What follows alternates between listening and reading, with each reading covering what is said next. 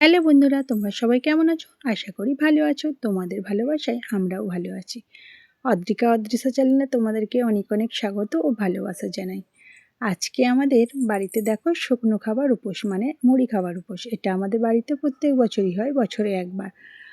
এখানে শুধু মেয়েরাই করে, মানে বাচ্চারা নয়, বড়রা, মানে আমরা বউরা করি এই উপোসটা, আর আমার শাশুড়ি মা করে। আর বাড়ির ছেলেরা ভাত খায়, আমরা ভাত খাই না।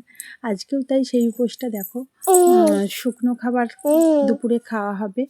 মুড়ি তো খেতেই হয়, এটা মুড়ি খাওয়ার উপোস। আর তার সাথে লুচি পরোটা এসব তো থাকেই। আমরা পরোটা করেছিলাম, পরোটা আর আলুর দম, আর ছিল মুড়ি।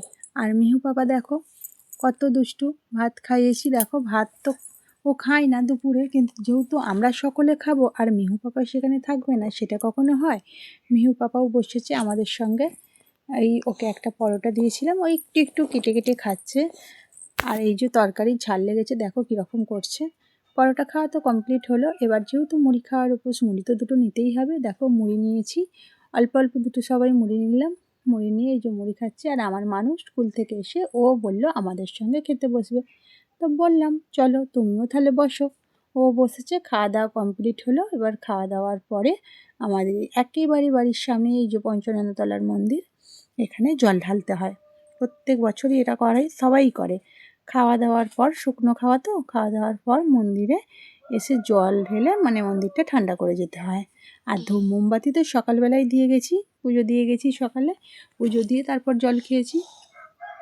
আর মিহু পাপাকে নিয়ে চলে এলাম, মিহু পাপাও চলে এলো। এই দেখো ও আমার সামনেই আছে, আমি জল দিচ্ছি, ও আমার সামনে থেকে দুষ্টুমি করছে, অন্যায় করছে।